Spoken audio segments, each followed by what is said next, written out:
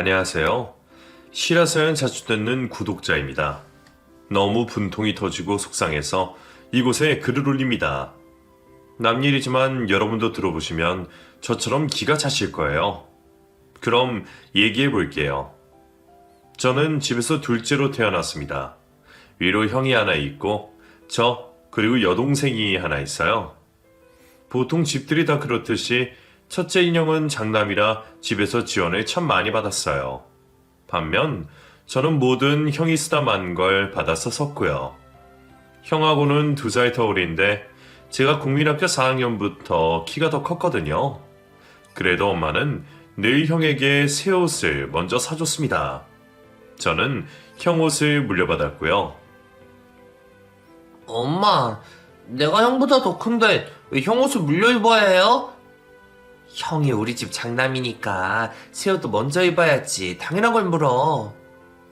아니, 내가 더 커서 형 옷을 물려 입으면 나한테 작잖아. 그럼 어떡하니? 멀쩡한 옷을 버려? 나도 새 옷을 사달라는 말인데 모르는 척을 하는 건지 정말 내 말뜻을 모르시는 건지 엄마는 저에게 새 옷을 사주지 않으셨어요. 팔다리가 늘 달랑거리는 옷들을 입으면서 중학생이 되어 교복을 입게 됐는데 비로소 내 몸에 맞는 옷을 입을 수가 있었죠. 밑으로 동생은 또 여자애라서 새 옷을 사주셨거든요.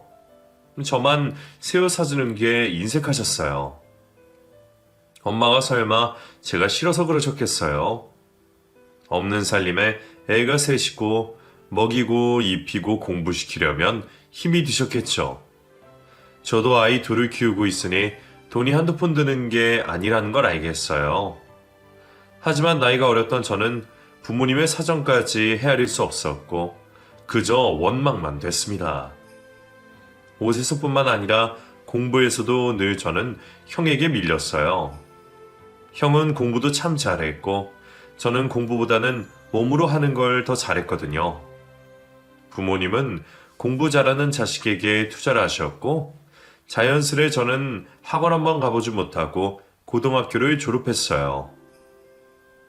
우리 두 형제에게 진로는 이미 정해져 있는 것이나 마찬가지였어요. 대학에 간 형은 지금 공기업에서 연구원으로 일을 하고 있거든요. 그에 반해 저는 20살이 되자마자 온갖 막일과 잡일을 가리지 않고 했고 돈 버는 머리가 트이고부터는 지금까지 장사치로 살고 있어요. 머리 쓰며 일하는 형보다 힘들고 빡시게 살았지만 그래도 인생 자체를 두고 본다면 제가 더 재미있게 산 것 같아요. 큰 돈도 만져보고 저보다 10살이나 어린 여자와 결혼도 해보고 어깨 힘도 좀 넣어보면서 살고 폭삭 다 망해서 깡통 차며 살 때도 있었고요. 평생을 큰 풍파 없이 살아온 형에 비하면 아주 다이나믹한 인생을 살아본 거죠. 제 첫 번째 사업은 유통업이었어요. 무식하게 힘만 쓰는 잡부로 일을 하다가 사장이 큰 돈을 버는 걸 보고는 그 일을 배웠죠.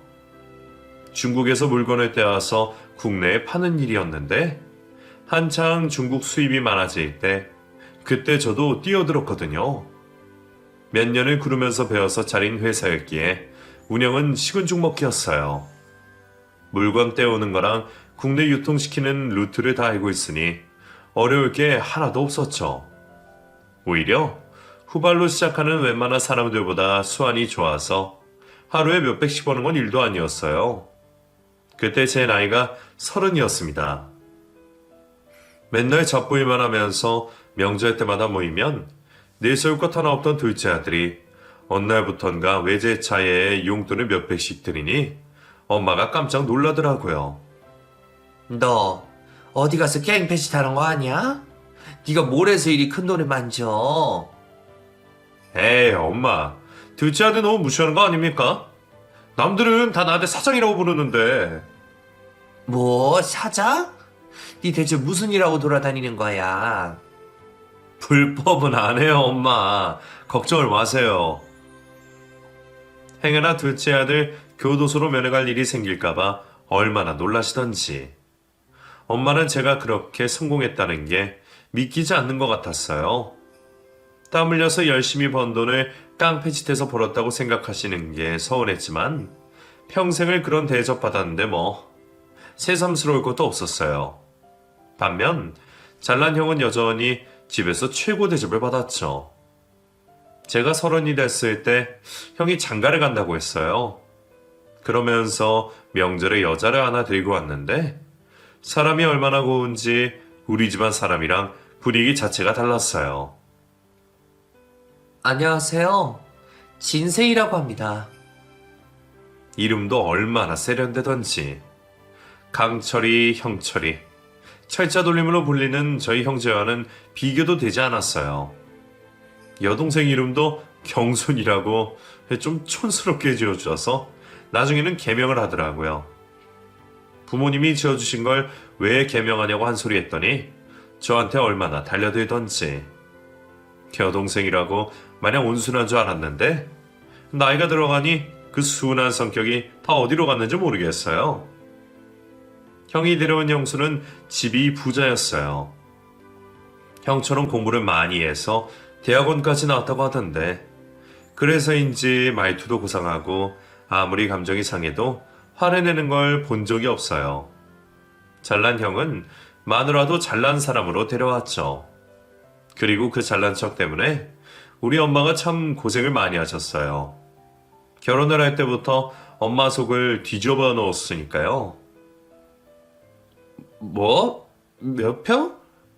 아유, 우리 형편에 그런 아파트 어떻게 구해? 나도 아는데 세희 부모님이 장안평수에서 어떻게 사냐고 하셔서. 아니요.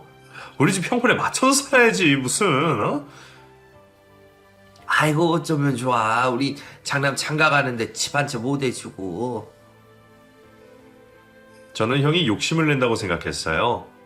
세상에 결혼할 여자가 그 여자 하나만 있는 것도 아니고 얼마든지 우리 집안에 맞는 사람을 찾을 수 있을 텐데 왜 굳이 오르지도 못할 집안에 여자와 결혼을 하겠다고 하는 건지.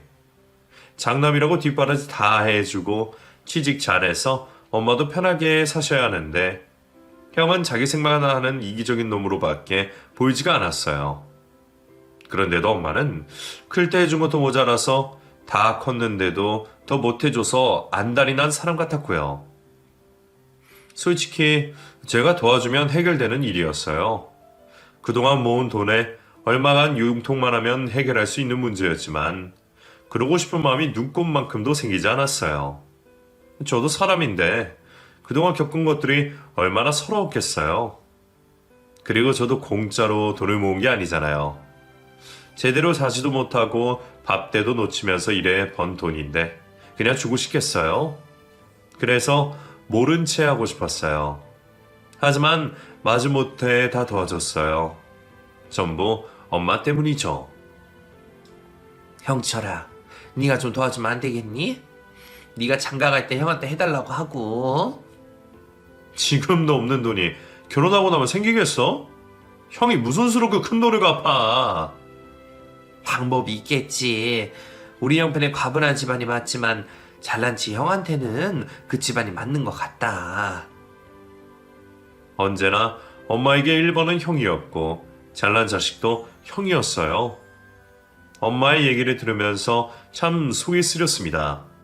하지만 저도 자식인지라 엄마가 마음 아파하는 걸 계속 보고만 있을 수가 없었어요. 그래서 제가 형 결혼 자금을 다 해줬습니다. 형은 제 두 손을 꼭 잡으면서 고맙다고 인사를 몇 번이나 했어요. 형이 못나서 미안해. 내가 나 나중에 갚을게, 형철아. 언젠가 다 갚겠다고 했던 그 말은 아직도 지키지 않고 있죠. 늘 그랬습니다. 집에서 힘들고 어려운 일은 제가 죄다 맡아서 했고 형은 빛나고 좋은 것들만 했어요. 결혼을 하고 나면 형수도 생기고 하니 엄마 아버지를 더 잘 챙길 거라고 희망을 걸어봤지만 오히려 처가댁만 뻔질나게 들락거리고 본가에는 명절이나 제사, 부모님 생신에만 겨우 얼굴을 비치고 그랬어요.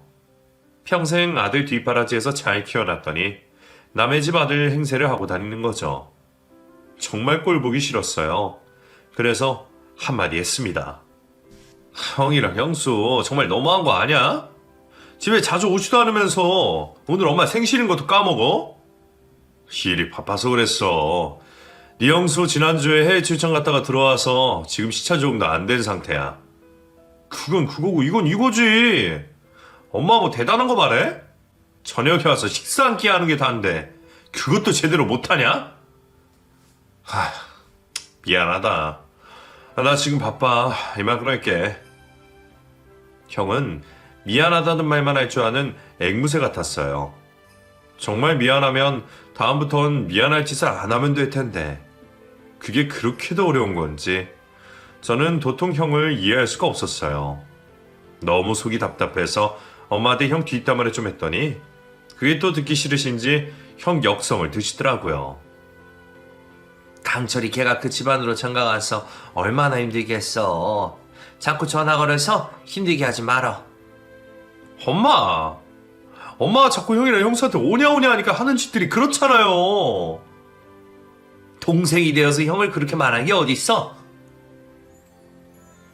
끝나지 않는 도돌이표 같은 거였어요. 엄마의 장남사랑은 끝이 없는 거죠. 제가 뭘 해도 바뀌지 않는 엄마의 모습에 저도 지쳤고 어느 순간 나에게 있어서 가족이란 게 의미가 없어졌습니다. 그런 생각이 들면서 참 불행해졌어요. 다행히 하는 일은 여전히 잘 됐지만 그것과 별개로 마음이 허해지더라고요. 정말 피곤한데도 잠도 푹 잘 수가 없고 먹는 것도 흥미가 떨어지고요. 괴로운 나날이 계속되면서 위로를 받고 싶은 마음에 책을 읽기 시작했어요. 친한 친구가 있는데 저더러 책을 좀 읽어보라고 권해줬거든요. 어릴 때부터 책과는 담을 쌓고 살았던지라 잘 읽히지가 않아서 시집을 읽기 시작했는데 그게 저에게 신의 한 수였어요. 시를 읽기 시작하면서 점점 마음이 평안해지기 시작했어요. 쉬는 날마다 북카페에 가서 책을 읽었어요. 집에서 읽는 것보다 분위기 전환도 되고 시가 눈에 더 잘 들어와서 다녔는데 그곳에서 저는 어떤 여자를 만나게 됐어요. 그 여자도 북카페 단골이었고 자주 오는지 저랑 자주 마주쳤죠. 처음엔 눈인사만 하고 그랬는데 어느 순간 서로 대화도 하게 되고 같이 차를 마시며 책에 대한 얘기도 나누게 되었어요. 그러면서 연락처까지 주고받게 되었어요. 나이 차이는 꽤 났습니다. 10살이 넘게 차이 났는데 저보다 어린데도 불구하고 대화가 참 잘 통했어요. 왜 대학에 안 갔어요? 집안 사정 때문에요. 제가 장녀거든요. 밑으로 동생이 둘이나 있는데 동생들 뒷바라지해야 해서. 집안 사정 때문에 대학 진학을 못했다는 그 여자의 사연을 들으면서 뭔가 모를 동질감을 느꼈어요. 그 여자는 장녀였고 저는 차남이지만 잘난 형 때문에 장남 역할을 하는 건 저였으니까요. 그래서 그런지 그 여자와 함께 있는 시간이 편안하고 즐겁고 그랬어요. 저희는 매주 만나서 차를 마셨어요. 그러다가 저녁을 같이 먹게 되고 술도 한 잔씩 할 수 있는 사이로 발전했습니다. 워낙 나이 차가 나서 저랑 만나는 게 재미없지 않냐고 물어봤어요. 전혀요. 저는 오히려 아저씨랑 만나는 시간이 재밌는데요. 제 또래 친구들은 뭔가 철딱서니들이 없는 것 같아서 재미없어요. 정말?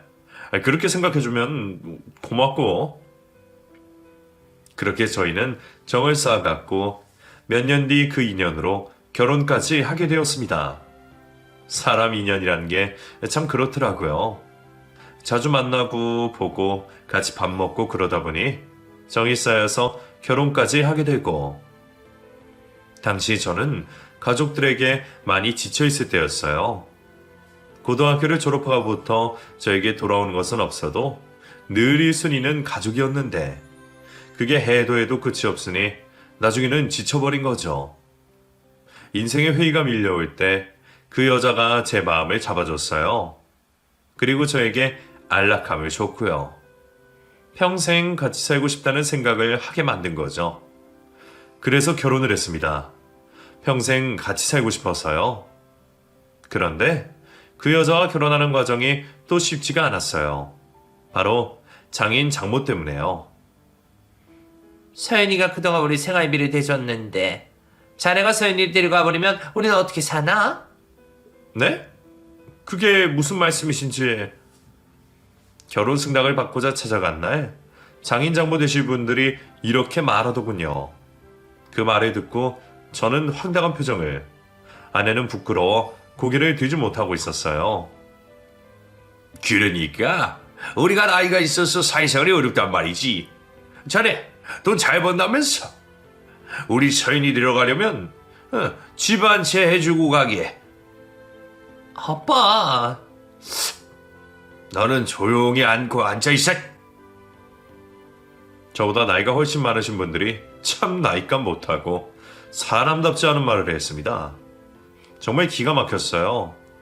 자기 딸과 결혼하겠다는 사람한테 집 해주고 데려가라고 하다니요. 그 여자가 당황해서 소리를 질렀지만 잔말 말고 가만히 있으라는 핀잔만 들을 뿐이었어요. 화가 나서 미치겠더라고요. 부모라는 사람들이 자식 결혼을 두고 물건 흥정하듯이 하는 모습이 사람 같지 않아 보였어요. 조금이라도 빨리 그 집에서 데리고 나와야겠다는 생각이 들었어요. 그래서 집 해준다고 했습니다. 집 해주고 2년 끊자고요. 그러면 원하는 대로 해준다고 했어요. 저는 조금이라도 고민을 할 줄 알았습니다. 그래도 자기 자식인데 연 끊자고 하면 긴장하겠지. 하지만 웬걸요. 흔쾌히 알겠다고 하더군요. 그래서 그날 바로 짐을 싸서 그 여자를 데리고 나왔어요. 이제는 부모님 집에 얼씬도 하지 말라면서요. 주워온 자식도 아니고 자기 친자식을 이렇게 대하다니. 제 상식으로는 도저히 이해가 되지 않는 사람들이었어요. 결혼을 하고 참 행복했습니다. 결혼 생활 10년 동안 토끼 같은 자식이 둘이나 태어났고 아내도 저도 가정을 위해 노력했어요. 아이들이 자라는 모습을 보면서 제가 세상에 태어난 이유를 알게 됐고 또 제가 부모가 되면서 부모님의 마음도 조금은 이해를 하게 됐고요. 무엇 하나 부족함 없는 아주 만족스러운 결혼 생활을 하고 있었는데 저에게 큰 문제가 생겨버렸어요. 하고 있던 사업이 제대로 안 되기 시작한 겁니다. 제가 사업을 처음 시작할 때는 중국 수입이 막 시작된 단계라 꽤 수입이 짭짤했어요. 조금만 애를 쓰면 큰 돈을 벌 수 있는데 이 일도 경쟁업체가 늘어나면서 점점 어려워지기 시작했죠. 다른 산업으로 갈아타야 하나 고민을 하고 있을 때 친구가 베트남 쪽으로 사업을 돌려보자고 했고 그 과정에서 일이 틀어져 투자금을 상당히 잃어버리게 됐어요.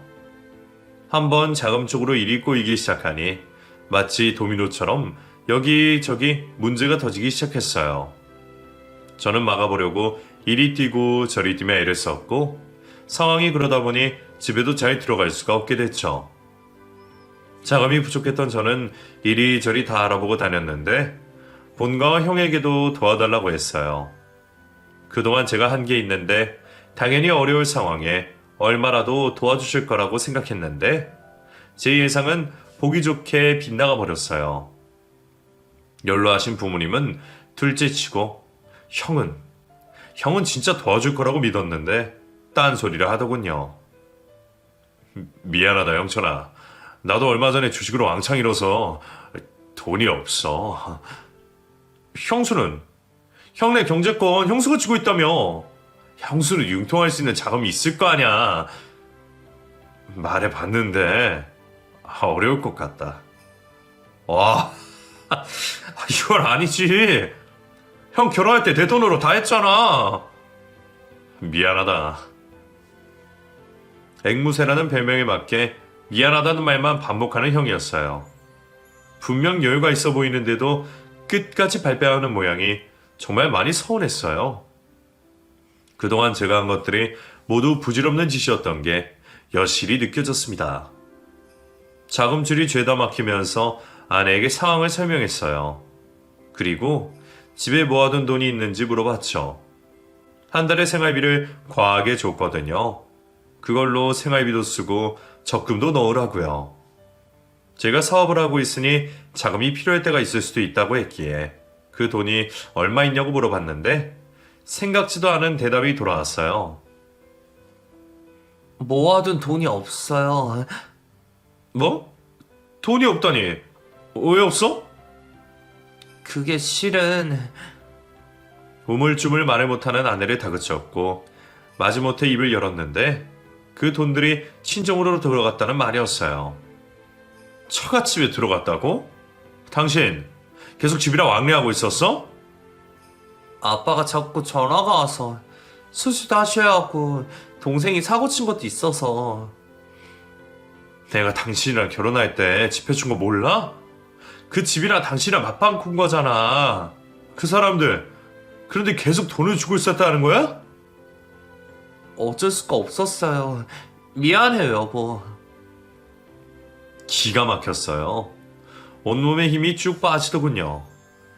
저한테 한마디 상의도 없이 그렇게 해버리다니 배신감마저 들었어요. 내 아내이고 내 아이들의 엄마이기에 그렇게 믿고 있었는데 어떻게 사람이 이럴 수 있는지 정말 실망을 많이 하게 됐어요. 결국 제 사업은 망했고 빚만 잔뜩 더하는 채 모든 것을 잃어버렸어요. 희망이 없었습니다. 돈도 내 사업도 그리고 사람까지도 죄다 잃어버린 것 같았어요. 저는 마음에 다해 살았건만 다른 사람들은 하나같이 저에게 빨대만 꽂고 쭉쭉 다 빨아먹는 것 같았어요. 어느 하나 저를 위해주는 사람이 없는 세상. 정말 포기하고 싶었습니다. 가족들과 연락을 끊어버리고 높은 산을 올랐어요. 산세가 험해 군데군데 절벽이 많은 높은 산이었어요. 오후 늦게 산을 타기 시작해 꾸역꾸역 정상을 올랐더니 어느새 해가 지평선 너머로 넘어가고 있었죠. 지는 해를 보며 마지막 발버둥처럼 붉게 타오르는 해를 보며 모든 게 끝이구나 하는 생각을 했습니다. 이 고달픈 인생 끝내고 나면 편할 것 같았어요. 그래서 절벽 아래를 보며 모진 생각을 했습니다. 두 눈에서 눈물이 줄줄 흐르고 그 순간에 머릿속으로 부모님과 아이들의 얼굴이 차례로 지나쳤어요. 이제는 연세가 많아서 예전과 많이 다른 모습인 어머니와 아버지. 꼬물거리던 게 엊그제 같은 아이 둘. 그 얼굴들이 떠오르자 차마 발을 내디딜 수가 없더군요. 저는 꺼두었던 핸드폰을 켰습니다. 그리고 첫째 아들에게 전화를 걸었어요. 아빠 어디야? 왜 집에 안 와? 현수야, 아빠. 아이들은 연락이 되지 않는 저를 걱정했던지 아빠라고 마구 불러댔어요. 그 목소리를 듣고 있자니 갑자기 정신이 번쩍 들었습니다. 우리 아이들이 있는데 내가 이러면 안 되지. 이러면 안 되지. 아이들이 너무 보고 싶었어요. 해는 이미 넘어가 주위는 어둑해진 상태였고 저는 정신없이 산을 내려가기 시작했어요. 핸드폰 불빛에 의지해 그 가파른 내리막길을 넘어지고 구르면서 가까스로 내려왔습니다. 가로등이 켜진 길가에 들어서자마자 벌러덩 누워버렸어요. 살았다 이런 안도감에 미친 듯이 뛰던 심장이 겨우 진정이 되더군요. 서둘러 아이들이 있는 곳으로 갔습니다. 부랴부랴 집으로 갔더니 문을 열자마자 아이들이 제 품 안으로 뛰어들었어요. 두 아이를 품에 가득 안고 저도 뜨거운 눈물을 흘렸습니다. 내 새끼들을 두고 무슨 생각을 했던가. 스스로를 자책하고 있는데 아내가 조심히 제 손을 잡더군요. 눈을 떠 쳐다보니 무릎을 꿇고 용서를 빌었어요. 당신이 어떤 마음으로 나 결혼했는지 뻔히 알면서 당신에게 실망을 줬어. 미안해요. 다시는 당신 실망시키는 일 없을 거야. 믿어줘요. 눈물이 사정없이 흐르는 아내의 얼굴을 보면서 가엾게 느껴졌어요. 부모 자식 간은 천륜이라는데 제가 억지로 떼놓는다고 그게 될까요? 마음이 약한 아내는 자기 부모의 부탁을 더욱 거절하지 못했을 겁니다. 저는 아내도 품에 당겨 안으며 미안하다고 했어요. 마음을 옹졸하게 먹은 내가 미안하다고 사과를 했죠. 정말 큰 위기가 닥쳤지만 그 일을 겪으면서 오히려 저희 가족은 더 똘똘 뭉쳐진 기분이었어요. 하던 사업을 폐업 신고를 했고 저는 개인 파산을 했습니다. 살던 집도 처분을 하고 작은 반전세 집으로 이사했어요. 반전세라도 구할 수 있어서 감사할 일이었어요. 당장 먹고 살 생활비를 벌어야 했기에 아는 형님이 운영하는 중국집에 주방보조로 일을 하러 들어갔어요.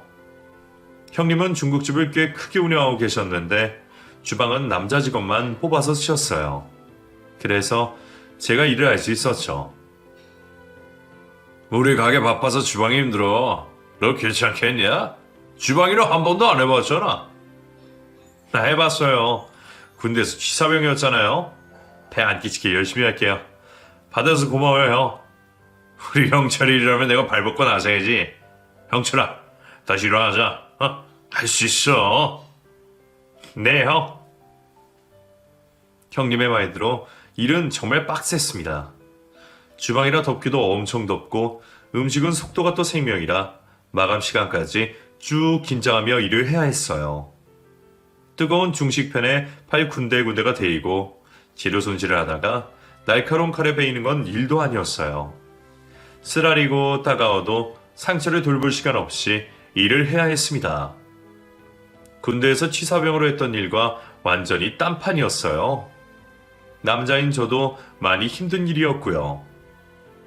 하루 종일 일하고 집에 들어가면 골아떨어지기 일쑤였지만 힘들어도 할 수 있는 일이 있다는 게 감사했어요. 그래서 더 악착같이 일을 했습니다. 이왕 시작한 일이니 중식 요리라도 제대로 배워야겠다고 생각했어요. 생활비에 은행비까지 정리하고 나면 남는 게 얼마 없었어요. 그래서 아내도 일을 시작했고요. 아이들은 학원도 여러 개 다닐 여력이 되지 않아서 시에서 운영하는 돌봄 교실을 이용하고 자기들끼리 집에서 공부하고 그랬어요. 해주고 싶은 게 많은데 다 해주지 못하는 무능력한 부모라 얼마나 미안했는지 모릅니다. 그 아이들을 위해서라도 더 악착같이 일을 했어요. 이왕이면 내 가게를 차릴 생각도 하면서요. 주방 경력이 쌓이면서 점점 저도 할 수 있는 게 늘어났어요. 그리고 자신감도 붙었고요. 형님은 그런 저를 응원해 주셨고 어느 순간 요리도 할 수 있게 되었습니다. 더 이상 주방 보조만 하는 직원이 아니었죠. 제 머릿속에는 하루 종일 요리만 생각하게 되었어요. 메인 주방장님께 배울 것도 많았지만 저는 좀 더 다양하게 알고 싶었고 퇴근 후에는 따로 공부를 할 정도로 열성을 보였는데 그러다가 메뉴 개발에 제 아이디어가 들어가게 되었어요. 형님은 제 의견을 적극 반영해 주셨고 요리가 메뉴에 추가되었는데 그걸로 완전히 대박을 치게 된 거죠. 안 그래도 손님이 많은 식당에 새로 만든 요리가 입소문 나면서 손님이 더 많아지게 되었고 저의 입지는 더욱 굳어지게 되었어요. 일이 더 많아졌지만 월급도 오르고 추가로 인센티브도 받았어요. 덕분에 바닥까지 추락했던 저의 자존감이 다시 올라왔고 자신감이 생겼습니다. 내가 네 덕분에 재미 봤다. 그래서 2호 좀 내려고 하는데 네가 맡아서 해볼래? 네? 정말요? 그래. 내가 오픈 도와줄 테니까 나중에는 네가 인수하던지. 형님, 너도 나이 계속 먹어가는데 뭐라도 해야지. 언제까지 내비켜 있을 거야? 고마워요 형님. 가족복은 없어도 제가 인복은 있었던지 그 형님 덕분에 가게를 새로 운영하게 되었어요. 인건비를 줄이기 위해 아내에게 같이 하자고 했고 직장에서 계약직으로 일하던 아내는 그 일을 그만두고 저와 식당을 운영하게 되었어요. 아내 역시 식당은 처음이라 일을 익히는데 많이 힘들어했지만 그래도 이 악물고 열심히 했고 오픈을 하고 6개월 정도 지나자 안정되기 시작했어요. 그리고 조금씩 입소문을 타기 시작하더군요. 모르겠습니다. 그때 운이 들어오려고 했던 건지 가게는 점점 손님이 늘어났고 곧 예약 없이는 식사를 못할 정도로 대박이 났어요. 진짜 믿기지가 않아요. 이렇게 손님이 많을 줄은 꿈에도 몰랐어. 당신이 홀에서 중심을 딱 잡아주니까 내가 음식 만드는데 집중할 수 있었어. 다 당신 덕분이야. 내가 뭐 한 게 있다고. 당신이 열심히 해줘서 그렇지. 이대로라면 빚 다 갚고 집도 다시 살 수 있겠어. 우리 조금만 힘내자. 알았지? 응, 여보. 물 들어올 때 노저으라고. 저는 타이밍을 놓치고 싶지 않았어요. 하루도 쉬지 않고 온 정신을 요리에 쏟았는데 결국 건강에 적신호가 들어오기 시작했어요. 코피가 매일매일 났거든요. 시뻘건 피를 보고 있자면 저도 걱정이 됐지만 그렇다고 문을 닫고 검사를 받으러 갈 여유가 없었기에 휴지로 틀어막고 일했습니다. 다시 재기할 수 있는 기회를 놓치고 싶지 않았던 마음에 제 자신에게 더 엄격해질 수밖에 없었어요. 그 덕분인지 모르겠지만 식당은 잘 됐어요. 웨이팅 손님은 계속 있었고 제가 만든 음식을 먹는 사람들은 하나같이 맛있다고 해줬고요. 정말 신이 나서 일을 했어요. 그런데 그때 저에게 위기가 또 한 번 찾아옵니다. 이번에는 상상도 하기 싫은 아내의 외도였어요. 정말 상상도 못했습니다. 내 아내가 외도라뇨. 외도라뇨. 매일 가게에 틀어박혀서 집이 어떻게 돌아가는지 모르고 지냈던 제가 아내의 외도를 알게 된 건 첫째 아들이 저에게 알려준 덕분이었어요. 저녁 장사 전에 잠깐 틈을 내서 첫째를 보러 학원 근처로 갔는데 간식으로 사준 햄버거를 먹으면서 아들이 말하더군요. 엄마 핸드폰으로 어떤 남자가 자꾸 전화한다고요. 아들의 말에 저는 너무 놀랐어요. 아내가 외도를 했다는 것도 놀랍지만 그걸 아들이 알고 있다는 게 더 놀라웠어요. 그동안 우여곡절이 많아서인지 첫째는 나이답지 않게 의젓했고 엄마의 외도를 정확하게 알고 있었어요. 가게가 너무 바빠지자 아이들이 방치는 것 같아서 직원을 하나 더 구했어요. 저녁에 아이들이 올 시간에는 집에 들어가서 챙겨주고 싶은 마음에 그리했는데 첫째가 엄마랑 있다가 남자한테 전화 오는 걸 본 겁니다. 아내는 핸드폰을 하루 종일 손에 쥐고 살았는데 뭘 하는지 메시지 창을 보면서 키득키득 대기도 하고 통화도 자주 했어요. 동네 아줌마들이랑 연락하고 지내는가 보다 했는데 바람을 피우고 있었던 거죠. 첫째는 학원 때문에 둘째보다 늦게 집에 오는데 집 앞에서 웬 남자가 엄마를 끌어안는 걸 봤대요. 너무 싫어서 저에게 먼저 알려줬고 덕분에 알게 되었어요. 내 아내의 외도를요. 아들에게 너무 미안했습니다. 이런 상황을 겪게 한 게 다 제 탓인 것만 같아 미안해 어쩔 줄을 몰랐어요. 아들은 저에게 다 얘기하고는 담담하게 말을 했습니다. 내 주변에 이혼한 친구들 많아. 나는 엄마도 사랑하지만 아빠도 정말 많이 사랑해. 아빠가 엄마랑 이혼하겠다고 해도 나는 이해해줄 수 있어. 저는 아들을 끌어안고 눈물을 흘릴 수밖에 없었어요. 가장으로 책임을 다하기 위해 애썼던 지난 시간들. 내 나름 최선을 다하느라 집에 소홀하기만 했는데 아들이 언제 이만큼 컸는지. 자식이 자라는 것도 제대로 모르고 일에 파묻혀 살기만 한 제 자신이 후회되기도 했어요. 아들과 헤어지고 저는 가게 문을 닫았어요. 저녁 장사도 다 포기한 채 예약 손님께는 일일이 전화를 드려 1호점으로 다시 예약을 도와드리며 죄송하다고 했어요. 가게를 오픈하고 문을 닫는 건 처음이었고 손해도 컸지만 돈이 문제가 아니었습니다. 당장 집으로 가서 아내와 마주했어요. 그리고 제가 아는 걸 물었죠. 남자 생겼냐고요. 그랬더니 발뺌을 했습니다. 당연히 발뺌을 하겠죠. 저는 첫째가 알려준 내용을 제가 본 것처럼 하며 떠봤어요. 그리고 핸드폰을 빼들어 통화 내용을 살펴보는데 갑자기 전화벨이 울리는 겁니다. 저는 스피커폰으로 돌려서 받았고 곧이어 남자 목소리가 흘러나왔어요. 나야. 좀 이따가 집 근처로 갈게. 나와. 오늘 너무 보고 싶다. 기가 차서 말이 나오지 않았어요. 핸드폰을 뺏으려는 아내의 손을 뿌리치고 있는데 서연아, 서연아? 무슨 일 있어? 여보세요? 제 차 아내의 이름을 부르는 남자였어요. 빼도 박도 못할 증거가 나온 겁니다. 아내는 두렵다는 듯 저를 보며 고개를 가로치더군요. 이 새끼, 너 어디야? 당장 이리로 와. 내가 가만 안 둘 테니까. 전화를 건 놈에게 말했습니다.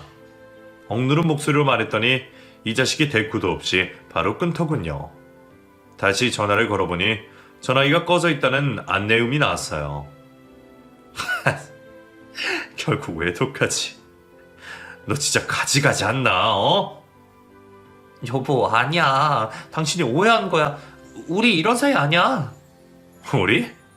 우리? 너랑 나는 이제 끝이야.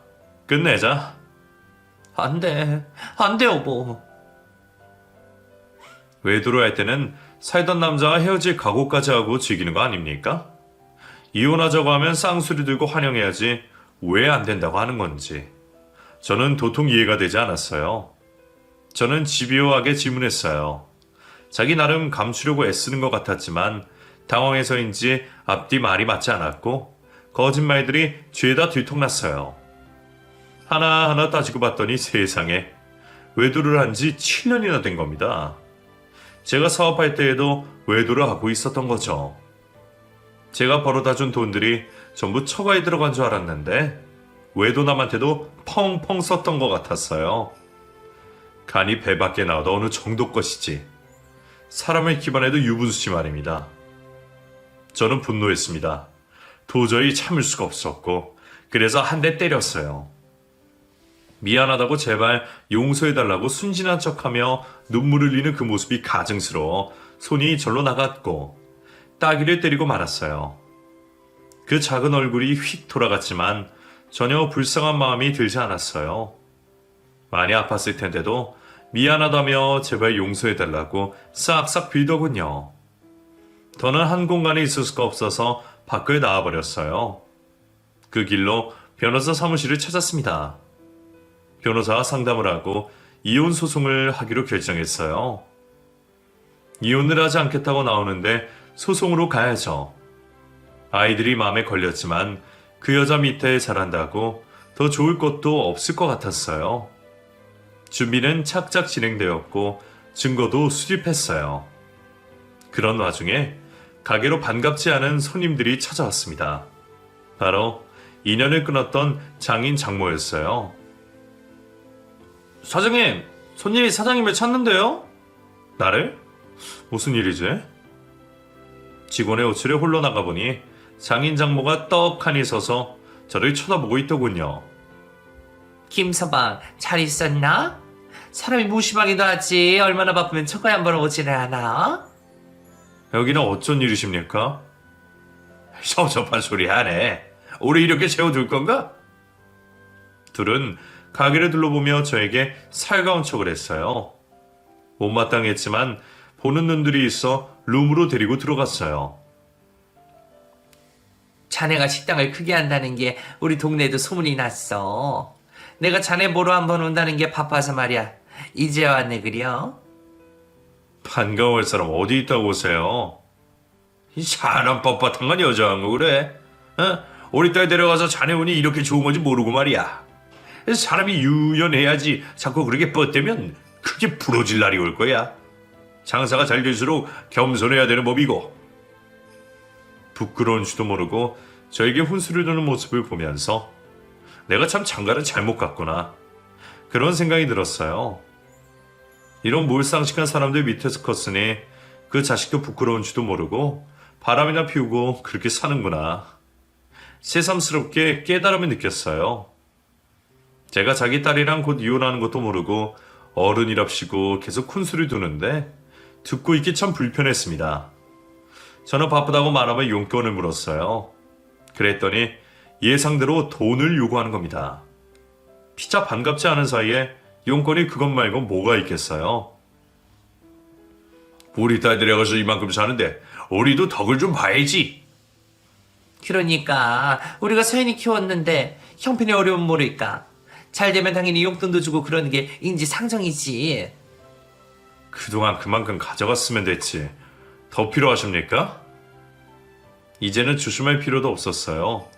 그래서 하고 싶은 말을 그대로 뱉었더니 억울하다는 듯이 두 눈을 동그랗게 뜨고 저를 쳐다보는 겁니다. 자네 말 조심하게. 우리한테 뭘 그리 많이 줬다고. 정말 그렇게 생각하세요? 저한테 받아간 게 얼마인지 제가 쭉 적어볼까요? 눈 하나 깜짝하지 않고 말했더니 괘씸하다는 듯 저를 노려보더군요. 그 눈길을 저도 피하지 않고 맞받아 쳐다봤고요. 자네가 그렇게 생각하고 있더니 안타깝네. 그렇지만 우리도 할 말이 있네. 자식이 자라서 부모를 공양하는 건 당연한 이치야. 공양이 아니라 자식을 가지고 거래하신 것 아닙니까? 저한테 파셨잖아요. 아파트 한 채요. 이 사람 큰일 날 소리 하고 있어. 자네 이렇게 나올 건가? 아직 할 말 많습니다. 장인 장모라는 사람은 마치 사기꾼 같았어요. 요리조리 말을 돌려서 저한테 뭐라도 빼내려고 애쓰는 게 참 한심하게도 보였고요. 나는 1억을 받아가야겠네. 자네 결혼 이후로 용돈 한 푼 제대로 안 줬지 않은가? 1억이면 많은 것도 아니지. 1억이라니. 아직도 은행에 빚 갚는다고 다달이 돈을 보내고 있는데 게다가 자기들 딸이라는 사람은 저를 기만하고 무려 7년이나 바람을 피웠는데 저더러 돈을 내놓으라니. 말도 안 되는 상황이었어요. 저는 천천히 움직여 카운터 서랍에 넣어뒀던 봉투를 갖고 왔습니다. 봉투 안에 들어있던 서류를 꺼내 두 사람에게 보여줬어요. 이미 작성이 끝난 법원에 제출만 하면 되는 이혼 소장이었죠. 이게 뭔가? 조강지처를 지금 버리려고 하는 거야? 자네 제정신인가? 그 조강지처가 저 몰래 재산을 빼돌리고 외간 남자와 무려 7년이나 붙어 먹었답니다. 여기 증거도 다 있는데 한번 보시겠어요? 붙어 뭐? 그 둘은 서류와 저를 번갈아 보면서 당황해했어요. 장인은 입에 거품이라도 물 기세였고 장모는 얼굴이 벌개져서 서류를 쳐다보고 있더군요. 내 딸이 절대 그럴 리 없다고 소리를 지르는데 문이 벌컥 열리고 바람난 아내가 들어왔어요. 엄마, 아버지, 뭐하러 여기 오셨어요? 어서 일어나요. 가요, 제발. 서연아, 네가 바람이 났다는데 이게 뭐냐? 김성 하는 말이 다 뭐냐고.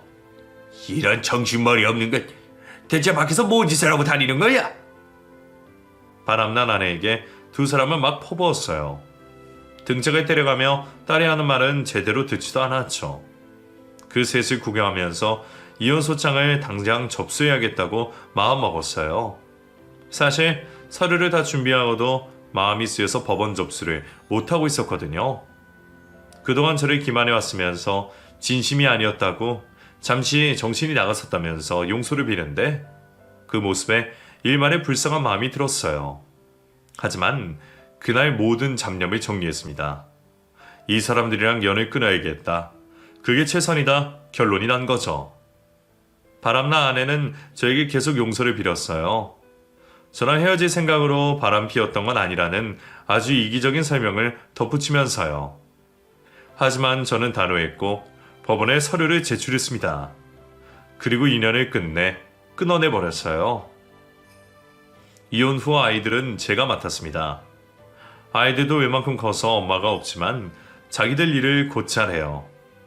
그리고 제 눈치를 보는 것 같지만 제 앞에서 절대로 엄마 이야기를 하지 않아요. 그 모습이 짠하면서도 모른 체 하고 있습니다. 앞으로도 엄마와 함께 살 일은 없으니 적응을 해야죠. 아이들도. 남자 셋이 사는 생활. 여자 없이 힘들게 산다고 불쌍하게 여기질지도 모릅니다. 하지만 저는 이 생활이 너무 좋아요. 더 이상 잡생각을 할 필요 없이 각자의 맡은 일에 집중하면서 또 쉴 때는 좋아하는 것도 즐기면서 그렇게 지내고 있어요. 반면 그 여자는 이혼을 했는데도 제 주변에 얼쩡거리며 기회를 노리고 있어요. 법원에서 이혼 결정이 났는데도 미련을 버리지 못하고 다시 시작하고 싶다면서요. 어림도 없는 말이죠. 절대로 받아주지 않을 겁니다. 코로나가 끝나고 가게 손님이 더 늘었어요. 덕분에 수입이 늘었고 드디어 식당을 제 명의로 바꿀 수 있었어요. 그동안 자금을 내준 형님이 고마울 따름입니다. 일이 힘들다 보니 요즘은 체력의 한계도 느끼고 있어요. 할 수 있을 때까지 최선을 다해 우리 아이들 뒷바라지 열심히 하고 제 노후도 챙겨서 멋지게 은퇴하고 싶어요. 제가 바라는 일 이룰 수 있도록 응원 부탁드립니다. 제 이야기는 여기까지예요. 응원 주시는 분들 고맙습니다.